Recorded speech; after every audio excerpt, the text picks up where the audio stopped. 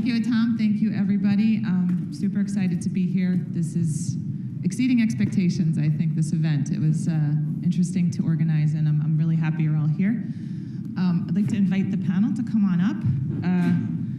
If I'd known that Tom was going to read my bio, I probably would have written a shorter one. So what I'm going to do is I'm going to ask each of the panel members to introduce themselves the way that they would like to. And what we tried to do here to represent industry is to, you know, you've heard a lot, you've heard from academia, you've heard from the government stakeholders, legislators. You know, this group is representing the industry perspective from a number of different angles. So some of us are on the utility end, the drinking water and wastewater utilities. Some are consultants who are working in all of it, and we also have some technology providers who've developed from startups to full commercial scale. So I think it's going to be a really interesting conversation. And one thing, when I'm going to ask the panel to introduce themselves, I'm also going to ask them to talk about what they and their company are doing and have done with PFAS. And many of you have already heard my PFAS story, but I'm going to tell you again. I had worked on some PFAS projects about 10 years ago with, like everyone else here, with Mott McDonald. And then I joined the utility world conveniently exactly when New Jersey came out with their PFAS drinking water regulations. So you saw that timeline that Katie put up there. I've been kind of surfing that timeline since then. And you know, Veolia, as you heard from Chris, Veolia has been pretty significantly impacted by PFAS regulations. We have a large footprint in the Northeast where the state regulations came fast and furious, and we had to deal with that very quickly. And I'm really proud of the way it wasn't pretty during the situation, but I'm really proud of the way we were proactive handling that. And you saw that example with the Stanton plant, how we were really ahead of the curve on that one. So that's it for me, and I'm going to just go from the end there. Brent? Yeah, thanks, Carol. I'm Brent Alspach with Arcadis. I'll keep my bio relatively short. You can all read it in the profile program there. Just like to thank Carol for the opportunity to be here also. I don't get to come to New York very often, and you gave me the carrot of getting the opportunity to come to a baseball game, which you see in my bio is a big thing for me. I grew up in Atlanta, so I don't cheer for the Mets all that often, but yesterday I did because they played the Phillies, and it was nice to see a good ball game in Milwaukee. Apologies to you from South Jersey. In terms of, well, the company's involvement in PFAS, Arcadis has done lots of PFAS work over many years. Today, with the contemporary PFAS regulations, drinking water, of course, going back way even before UCMR3, and almost anybody knew what PFAS were. We have a large environmental division that's doing PFAS work for DOD and industrial remediation and things like that. And in fact, one of the last speaker had a nice slide up there which attributed correctly to Ian Ross, who used to work for Arcadis. I gave that slide in a presentation in 2018. I was telling my colleague Amanda, who's sitting there, about the technology and where they are on the spectrum. So it was interesting to see that. And I have one more point. I wasn't sure at the beginning if this was a microplastics or a PFAS session from the morning, but I also would love to talk about microplastics, as some of these folks would know, with anybody who's willing to listen. So. Good afternoon, everyone. My name is Lauren Weinrich. So I just have to say, being from Philly, the whole Phillies thing, just want to represent Philadelphia and our teams. Go Birds. Anyway, not in the area, I understand, but appreciate everyone's support for that regardless. Thank you so much for having me and for being part of this panel. Brent and I have worked together for a long time, and so it's great to meet some new folks, hear the perspectives today, and all come together in this room to talk about a challenge that we've been focusing on for some time. So I'm director of the Research and Development Department at American Water. American Water is the largest water and wastewater utility provider in the United States. If you're not familiar with us, we have footprint in 14 states. Good job. All right, let me look at some of my facts and figures. The important part of this is being that we're in multiple states, we've been focusing on PFAS from all angles. In the research department specifically, I've been focusing on it for the past 8-10 years or so in method development, looking at those methods to look at short chain and other emerging or replacement compounds, doing it in a faster way through a direct injection method. This is important, as we know, and we've talked about that the EPA has been developing and then implementing methods.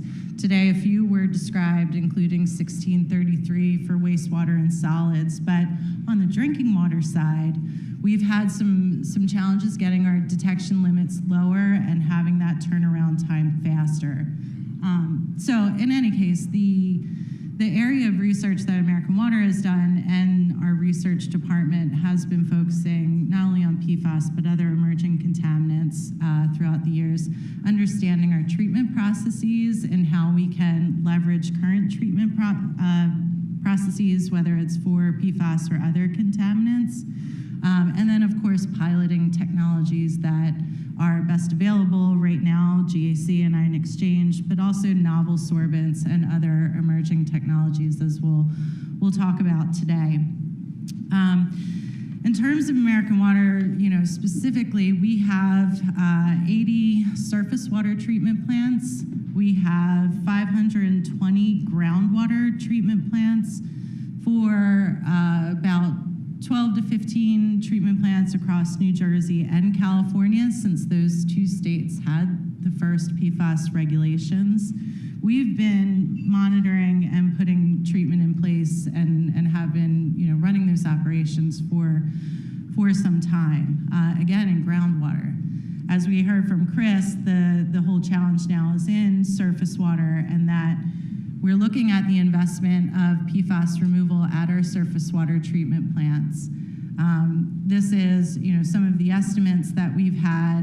We've talked some numbers again with Chris's presentation, and just in drinking water alone, American Water is looking at a $1 billion initial capital investment for treatment at approximately 80 facilities across our footprint. So that's a lot of piloting that we are currently active in right now. And so working with our consultants, working with our engineers, operations, water quality, our regulatory and government affairs folks, it takes an entire network to ensure that we're prepared, that we're generating the right data, that we're generating the data that can provide the right insights for our operations, and also looking at how to improve and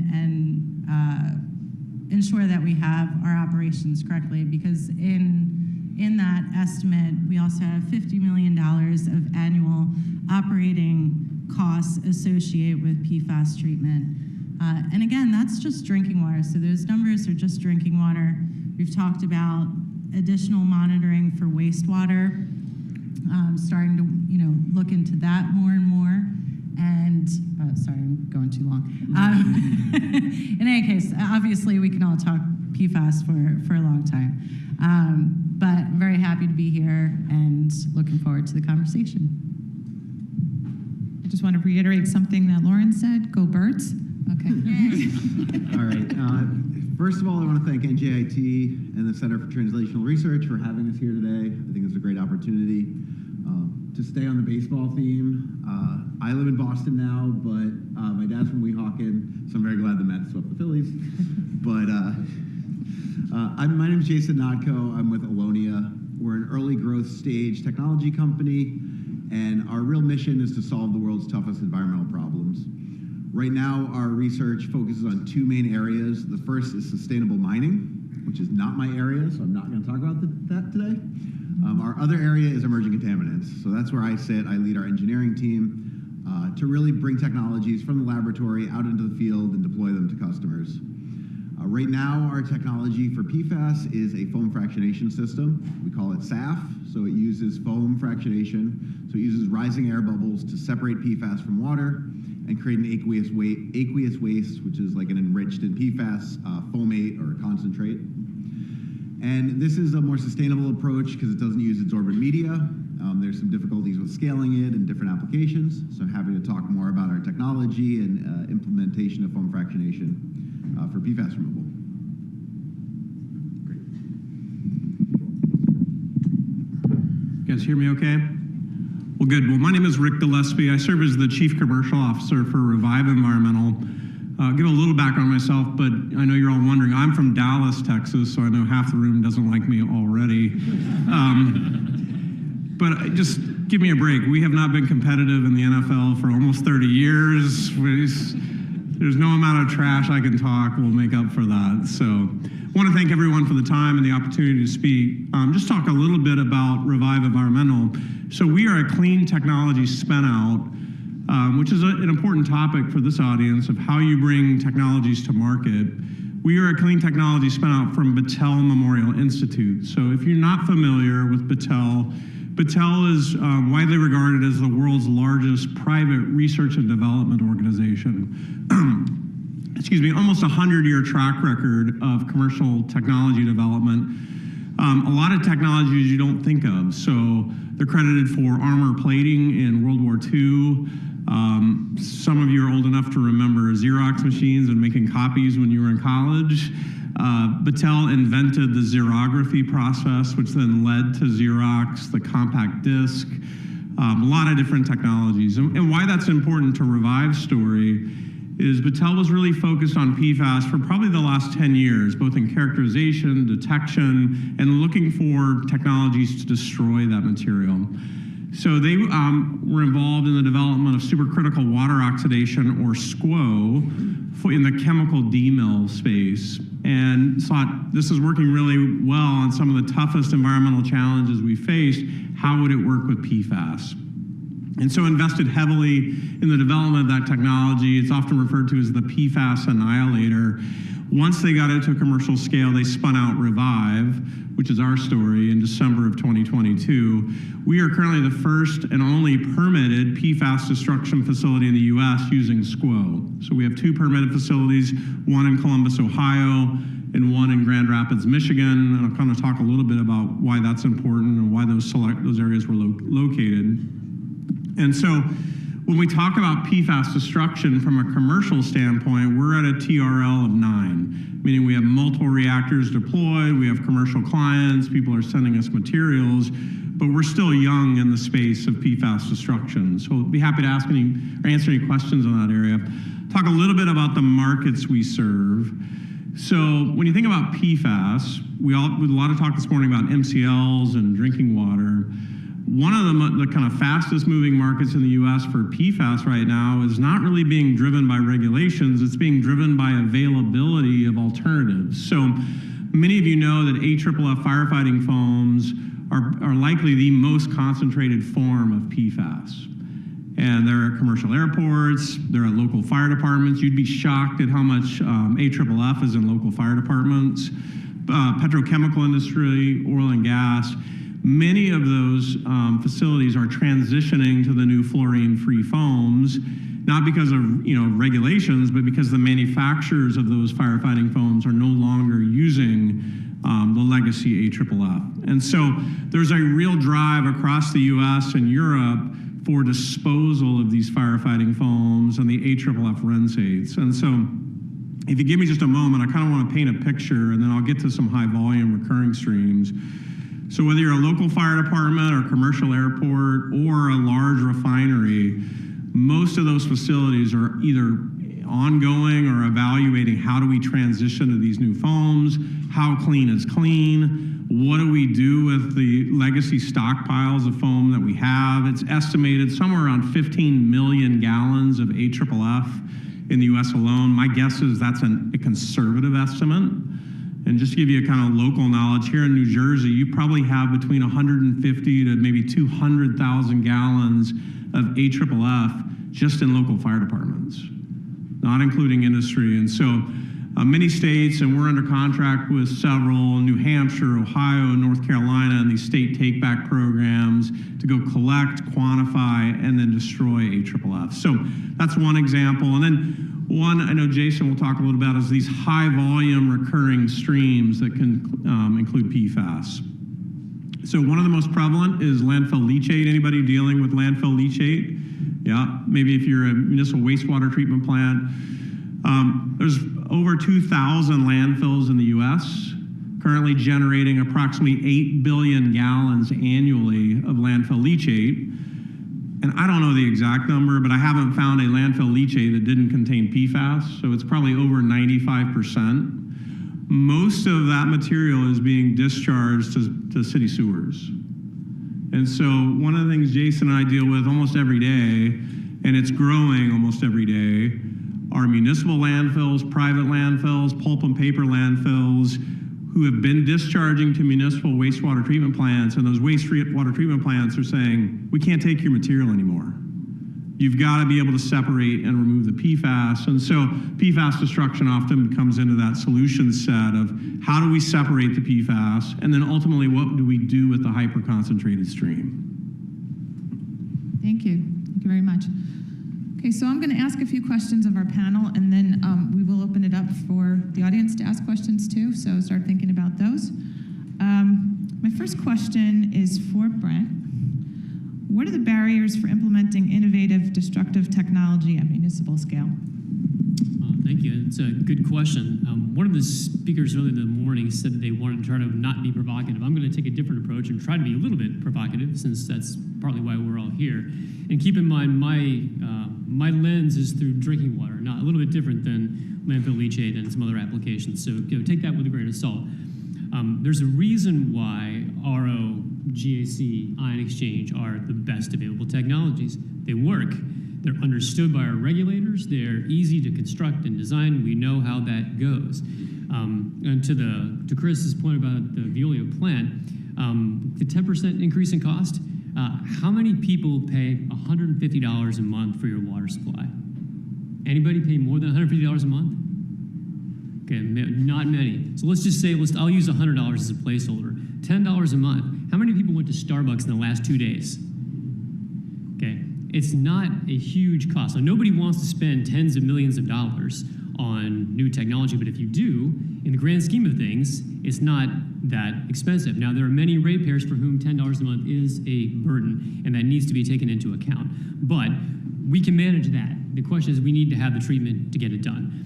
The things to your question about the new technologies and the barriers are, there's a lot of presentations I see at conferences about people talking about destructive technology that may be the next silver bullet, and I would love for you, somebody out there, to have that bullet.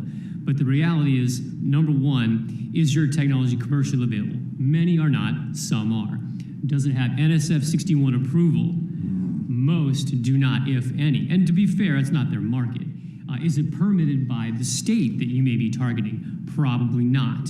So as utilities progress from where they are now with treatment needs to compliance date, 4 years maybe seems like a long time, as Chris pointed out, that goes by pretty quick. If I've got a carbon or an ion exchange or an RO option, I can implement that and get that done and be sure it's reliable and it can be permitted by the state within 4 years. That's great. If I'm a utility, I can't wait around for the technology to become commercially available, for it to get NSF certification, get permitted by the state, and to prove to me that it can do what it says it can do. So to translate those technologies to a big scale, which, it's a lot of money involved, it's a big marketplace, those barriers, you need to make it so it's very reliable. You have to have NSF certification. You have to prove to the states that it can do what it needs to do, that it's safe and effective, and make it so that it's cost effective enough that I can use that as a carrot. I don't need to put in GAC. I can use something else, and I know that's going to work for me. Thank you. Does anyone on the panel want to add to that, or go ahead?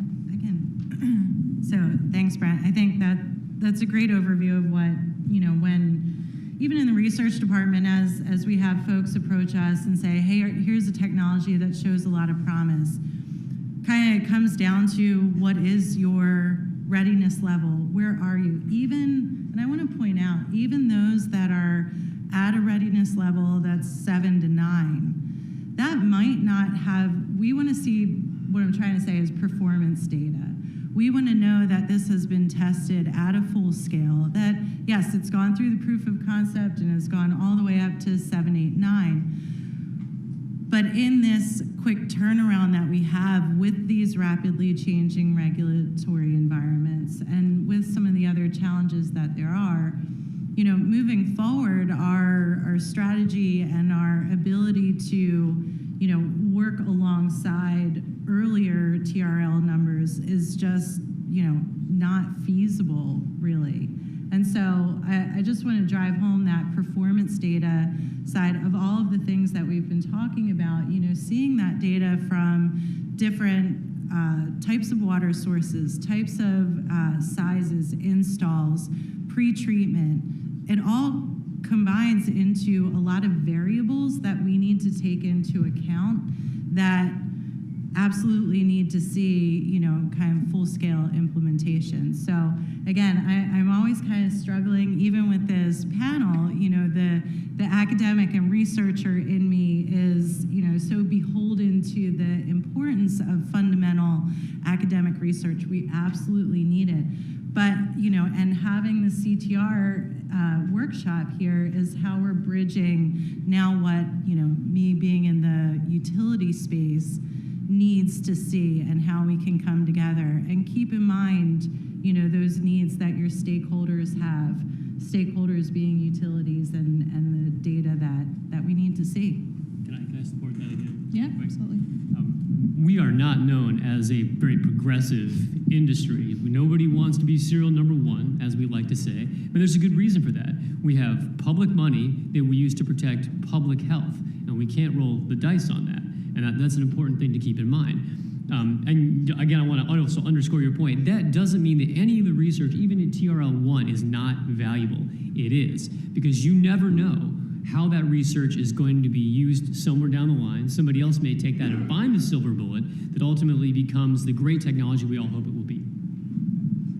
And I do want to add to that, as the alternative technology that's probably the farthest along relative to those other things. I think everything Brent said is true. Like, we are focusing on things like landfill leachate because they're harder for carbon resin. Our systems aren't scaled to a industrial wastewater or even a municipal wastewater scale. And those are all true, but I think we do want to keep in mind, like Brent said, there is research that's needed, because carbon resin, it's not like that's done. That's the only solution we need. We do need new technologies. We do need to scale up what we have, and we do need to find a better way, because in 5 or 10 years, those solutions may be way too expensive or not available.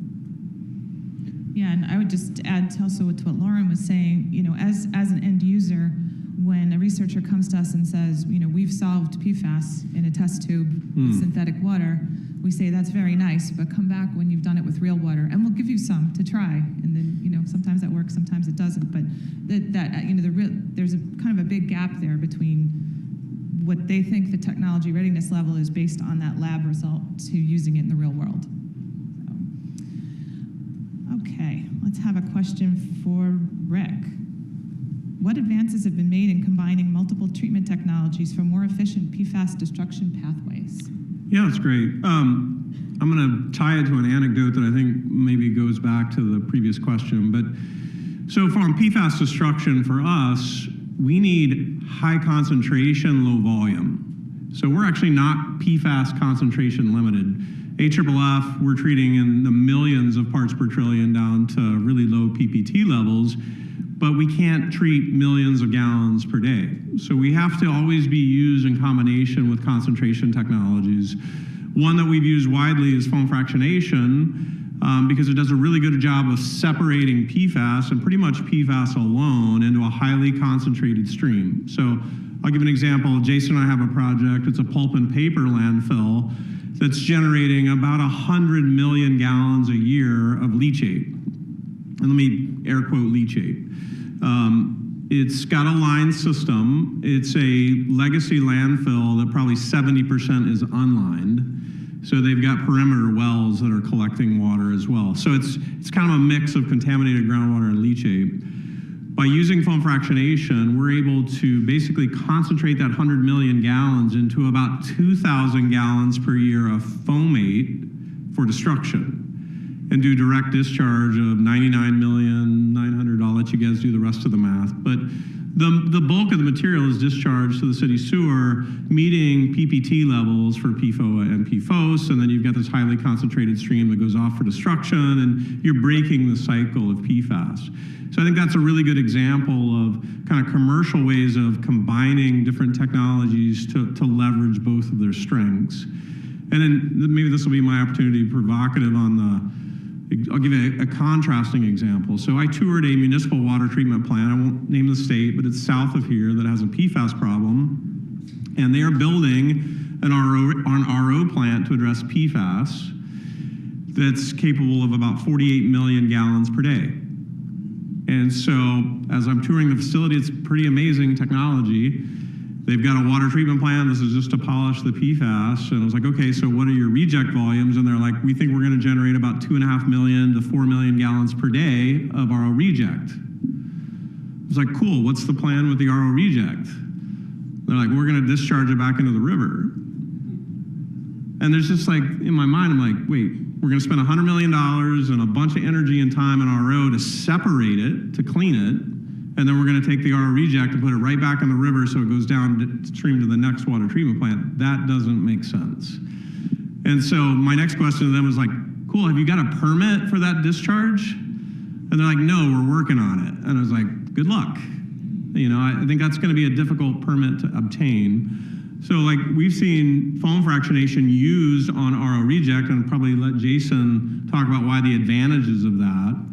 Then basically combining a technology on the RO reject using foam frac to separate that PFAS once again, and then have a hyperconcentrate for destruction. Yeah, to follow up on what Rick said, RO reject is a great candidate for foam fractionation. Increasing those salt concentrations actually helps with foaming, so that's great. But overall, you know, treating PFAS, I don't think we can look at it as a single technology solution. There's always going to be treatment trains. I mean, we're water engineers here. Treatment trains are what we do. Like, that's how we treat water. So whether it's on concentration, separation, destruction, I think treatment train approaches are essential. Anybody else want to? Yeah, I'll add something to that. Yep. I'm going to comment on the RO plant because I was once where you were, and I know people at that plant, and I was converted. And I'll tell you why. And in a sense, it's crazy. They're going to put the water back into the river. But number one, they do have a line of sight to a permit. They would not have gone down the road with the plant unless they had that in mind. They've done effluent toxicity testing, and it's not hazardous to the wildlife downstream. There's no water treatment plant off-takers downstream. And here's the thing. And this is the guy who was involved with this plant told me this, and this is how he rationalized it. If you were able to put, and let's say this is a hypothetical technology ready level 1 filter at the riverbank, and you sucked in from that filter only clean water and put it in the distribution system, those people would be given a medal because I'm taking the water that's not contaminated, I'm leaving the PFAS in the river, and I'm only taking out the clean water, letting the rest of the stuff go downstream. It's exactly the same thing, but you take it offline, put it through a treatment plant, and then put it back in. And I don't like it any more than you do, but it makes sense. It makes sense in some respects. So with that said, if there's a better way to do it, then, you know, to your point, technology could maybe get us to a point where that's not even necessary. You don't have to put it back in the river. Let's find a way to treat that concentrate at scale, maybe not what you do now, but in the future, can we get to 2 million gallons a day so none of that stuff goes anywhere? Right. So I guess a follow-up question to that, how should society prioritize complete PFAS destruction and or cleanup versus risk mitigation? So, Jason? Yeah, I think that was my question.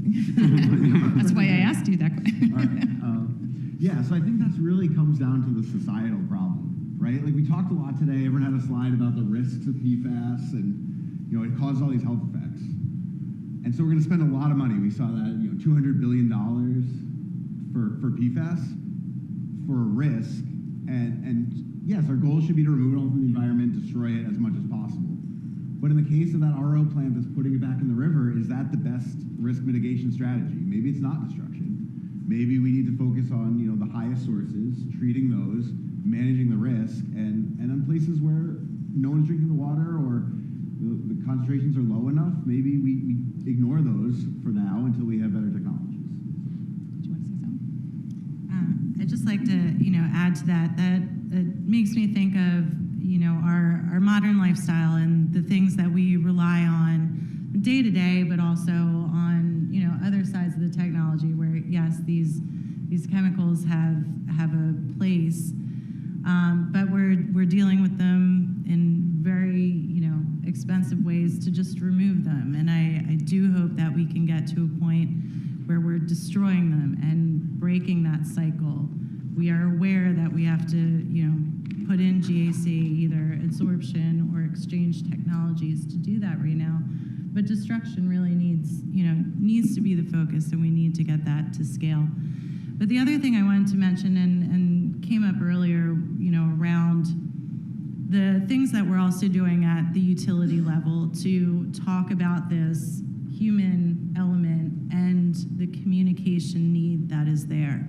Yes, we do a lot of testing, method development, piloting, but there is the public education piece. And a few years back, we started a Water Research Foundation project that we completed specifically to provide talking points for water utilities that goes back to our customers. To break this down, sorry for the pun, in a way that is able to, communicate this very complex challenge that we have. Thousands of chemicals that are in this class, more replacements being used. What are they being used for? What are the health effects? And when we talked to customers and the public about what questions they had, it came down to, what can I do? So as part of that project, and it's 5124 through the Water Research Foundation, it's publicly available so that all utilities, not just American Waters and Veolia's and whoever else, has access to that information to put on their websites, to use when they're communicating to the public, and have materials to hand out when people ask, okay, I'm glad that the utility is doing what they need to do. I'm glad that I know I can go to my utility and ask these questions, and that they're telling their story, and that they have people in place that are doing the testing, coming to these conferences and workshops. But then what can I do? And so bringing it back to that sense of agency, that ownership to our day-to-day, and being able to point our customers and our friends and family to locations where we can find the right information. We call it the sources of truth, the websites like PFAScentral.org, where if you're looking for a new ski jacket or whatever, how can you make an educated, informed decision to, as I say, vote with your wallet? What are the things you can do day to day? And so, from the very advanced technology back to this human element and our modern lifestyle, I just want to highlight that there is, a very huge focus from the utility side where we want to translate that for everyone to be involved and have ownership and agency. So, thanks. That's a really good point. We've found that too. It's the speed of the regulations, the way we've had to communicate about PFAS has been very different. It's happened much faster. We have to talk about it before we have the solutions in place. But it's also very important to educate the public of their own role in this contamination, that the water utilities didn't put the PFAS in the water. And in some countries like Australia, they did the remediation first, and they did that 10 years ago, and now they're looking at drinking water, and that's kind of makes more sense to me. Start cleaning it up before you start getting it out of the water, but we did it the other way here. So, Lauren, you mentioned costs, and I did want to touch on that. We've already talked quite a bit about the high cost of treatment here, but that's also kind of a moving target, the way the geopolitical environment is, the way the market is right now. Are we finding that the tariffs are affecting the PFAS treatment industry in terms of availability and cost of equipment? Jason? Yeah, I can start with that. We have that conversation all the time. Our foam fractionation units that we build are actually made in Australia. So everything just got hit with a 10% tariff off the bat. And so we're trying to figure out how to manage that for our customers and how to deal with that, because it's definitely an issue. When you're talking about a $1 million, $2 million piece of equipment, a 10% tariff adds up. And if you're buying parts from China, it's going to be even higher. So it's definitely a concern for our customers. Is that affecting you too, Rick? So the threat has impacted us. So we use, high metal alloys that are sourced from around the globe. Many of those are impacted by tariffs. So we haven't had it yet, but we're having discussions right now with suppliers on how we go about sourcing those materials. And so we're planning for that. Sometimes it's not even the whole unit, it's some little piece of the unit. The widget it has the tariff. Yeah, we've run into that too. All right. Okay. Just one more note on tariffs. We actually ran into it, not for the PFAS treatment, but we were looking at ion exchange resins for other water treatment goals.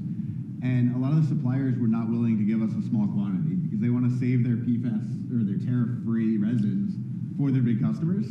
And because they already have contracts and fixed pricing, so they wouldn't give us, a 55-gallon drum of resin because they need to save it. Yeah.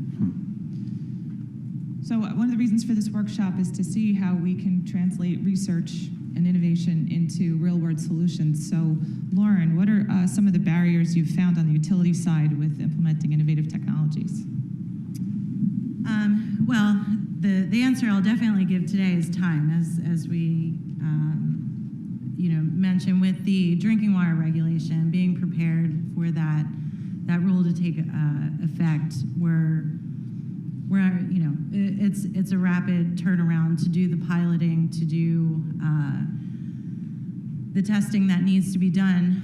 Chris talked about the piloting at the surface water treatment plant. I can't underscore how important that's been for our utilities and others that we talk to in the industry. And so that, number one, just the piloting itself does take time. There isn't a great way around it. The rapid small scale column test, that's an RSSCT that can be done on absorptive media. But the challenge with that has been found is in these different drinking water sources and the different pretreatment processes and where this full-scale implementation will need to be made to make the MCLs, there's a wide variability, and that impacts the water quality going in. And so operationally, some of the best lessons learned have been through piloting, where we can even optimize pretreatment chemical and filtration effectiveness to ensure that the water that would be going to that pilot or to that PFAS removal system has been done the best way. But I bring up the piloting because that takes time. I talked about that importance of the performance data and the data for decision making. It does take time, and we understand again, where there's exciting technology that's there and being developed. I'd say, the pro is think about who your stakeholders are when you're at the earlier TRL levels. Who are the stakeholders? Learn what we've been having to do, in our collections, in the testing that we've done, what the limitations of our methods are so that we can properly translate what that removal capacity is.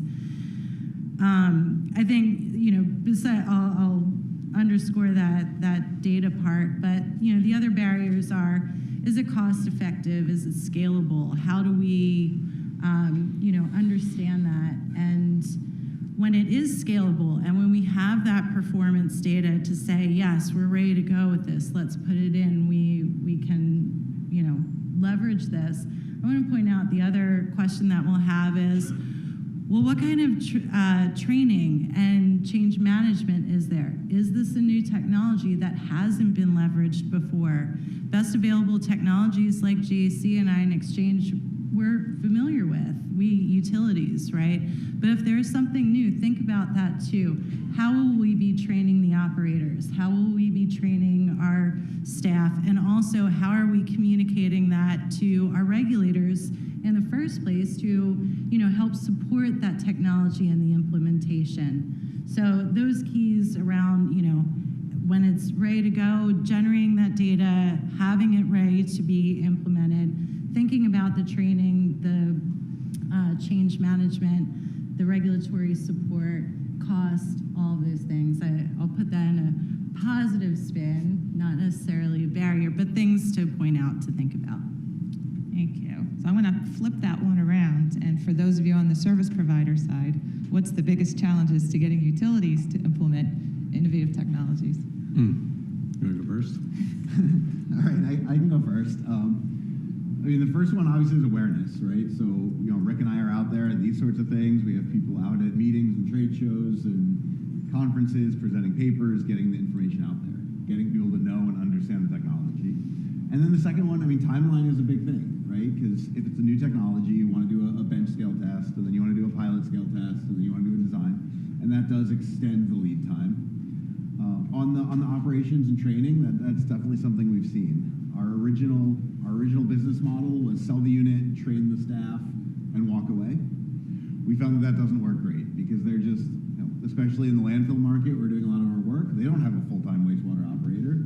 They just had some other guy whose job it was. Now he has a new job in addition to his other job. So we're offering more service contracts and things like that because there's a demand for that in the market. So there's a lot of scaling issues and growth issues with a new technology. Yeah, I'll maybe build on that or frame it a little bit differently. I mean, the reality is there are not a lot of great solutions for PFAS, innovative or existing. And so when we meet with commercial clients, they are looking for solutions. And I see them putting it through three tests. And for me, I call it the toe test. It's technical. Can you actually do what you say you're going to do? Can you meet the discharge criteria that I have to meet for my permit? Can you do it operationally at scale? Meaning, is your uptime going to be consistent with what we need for our facility? And then the third most important test is economic. Can you do it at a price that's competitive to what my other alternatives are? And every commercial client we have has measured that economic test really highly. They've said, look, I can use GAC or I could use IX or I could use RO. How do you compare on the economic basis? And so the only time we've been selected is where we've passed all three tests. You do it technically, operationally, and then do it at a price that's competitive with what the other alternatives are. The destruction part of it, I would say, is a secondary benefit for many of the commercial clients. They'd say, that's cool, we're ending our liability, we're done with it, but we need to do it at a price that fits within the facility. And so I'm going to build, if you don't mind, we talked a little bit about barriers. I've actually seen it a little bit differently on the state and federal side, and let me focus on state. Regulatory agencies are looking for new solutions. They're not excited about taking waste to a landfill or taking it to a deep well. That's not all-encompassing. That's a continuum of people. But some people are not all that excited about incinerating PFAS. Also, some are, and that's being done. But there are people looking for innovative solutions. And so our experience in Ohio and Michigan and getting these facilities permitted has actually been really positive. The states are like, how can we help? What are the things that you need for your facility? They've had a lot of hard questions, I think are good questions, like how do you monitor this? What is your vapor effluent? What is your liquid effluent? How do you ensure complete destruction? But from a positive standpoint, they've been advocates, honestly, for looking for new destruction approaches for PFAS. But, that's been very favorable. Brent, did you want anything to that? You're Great good? job. Okay. All right, I'm going to ask one more question of each of you, and then I think we can open it up for some questions. But if this is my magic wand, and you had one wish of what research need you have for the PFAS topic, what would be the next development that you would want to see? And I'll start with Brent. I guess offhand, I'd really like to see some of the microbial processes get better, more efficient. It was talked about earlier, and I've seen that in the paper from Princeton a number of years ago. And if we can engineer that to be scale, faster, I think that's a great potential solution long term. I guess my greatest need or wish would be the monitoring. So in all of these systems that we're putting in on the drinking water side, on the wastewater side as well, getting these sensors and rapid insights into that treatment operation status. Now that can't be used for compliance, but if we have insights into online sensors that can get down to those levels we're looking at in drinking water reliably, that would be very helpful in the day-to-day operational aspects as we balance the analytical costs that there are. I agree with that one. Okay. Yeah, so Jason? Brent stole mine. My background is actually in bioremediation, so I'm super excited about the microbial work. Allonnia is actually a biotechnology company. We would love to be using microbes for this.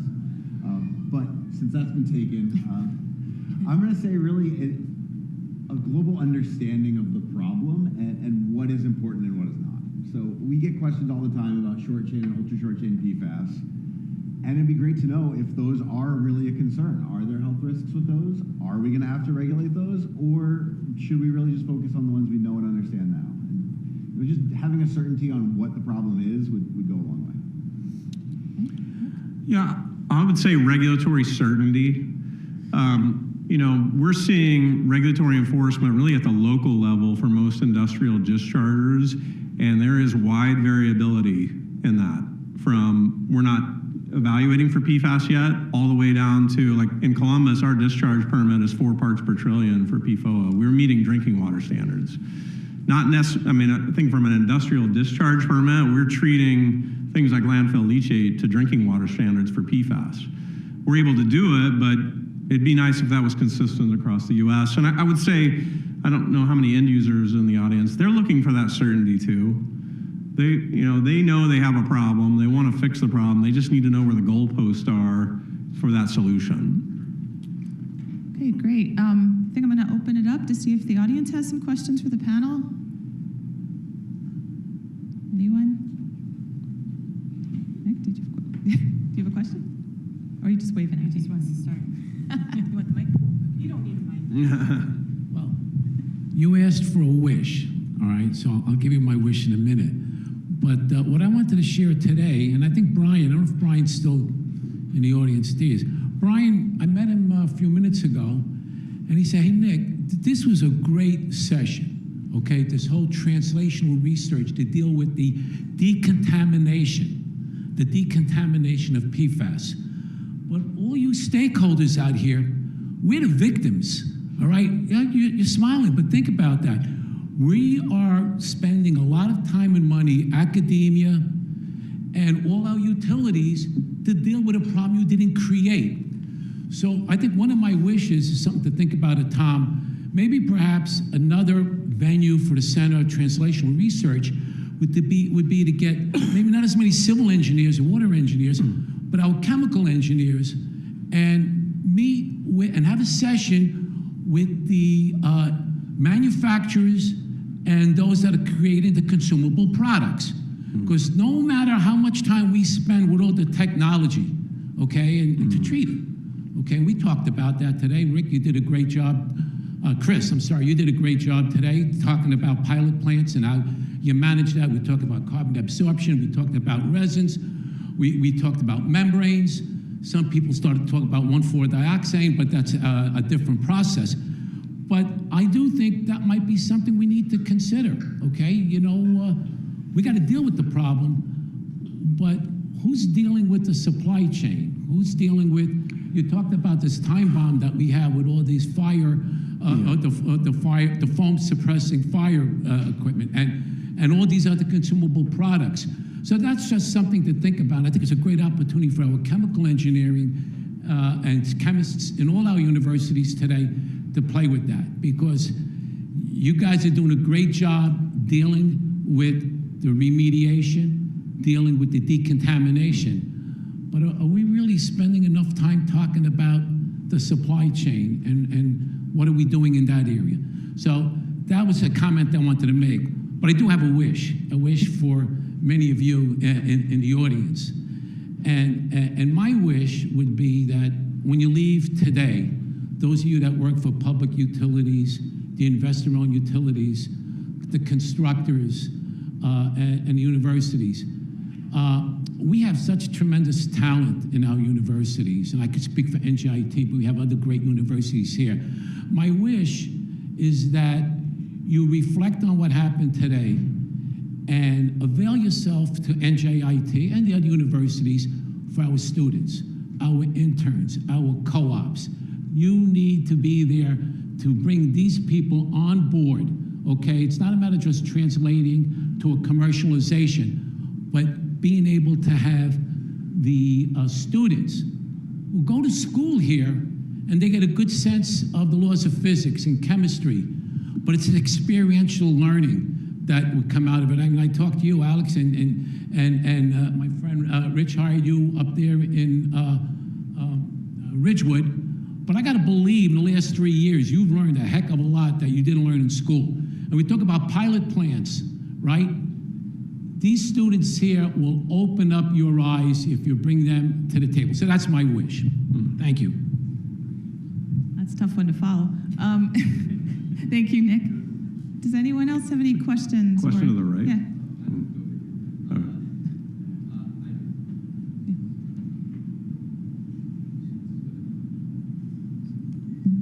This is good, I don't have to yell. This is a question for those working with foam fractionation. Specifically, do you have to add in anything to it like you would with like flocculation, for example? And then, second part of the question, do you find that it kind of favors taking the PFAS out that are more surfactant-like, and then the shorter ones that might not have the same surfactant effects, do they just kind of go along for the ride? Or do you just kind of lose those and it's kind of, oh well? Yeah, those are great questions. I mean, we can get into the technical details later if you want, but just shortly, on foaming additives, yes, we can add them, but you don't have to. Some waters foam naturally. Landfill leachate just generates a lot of foam. You can remove PFAS without foam, even though it's called foam fractionation. There's pros and cons, but we can add foaming additives. On the differential removal of different PFAS, you're exactly right. The longer chain PFAS are more surface active. They're more easily removed. As you get a shorter carbon fluorine tail, it's harder to get them to stick to a bubble. Adding foaming agents, especially cationic surfactants, helps with that because they'll bind to the surfactant and then be removed that way. So there's a lot of ways to do it. We can talk about it in detail. All right, thank you.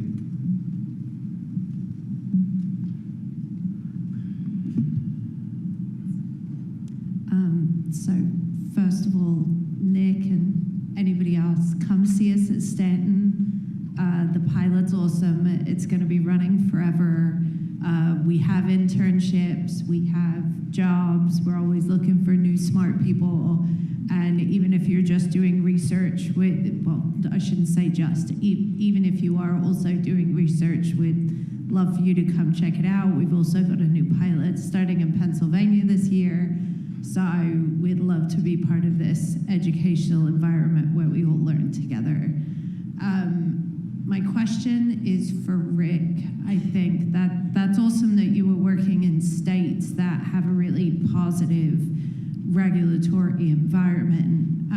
I operate in the Mid-Atlantic mostly, and we've actually found regulatory acceptance of newer technologies directly conflicting with our time constraints. That often, even doing IX instead of carbon requires a 9-month pilot, which you have to wait until you do to be able to finish your design and getting all your permits, and then you have to build it while keeping the plant in service at the same time. So I was just wondering whether you had any insights on how to navigate that.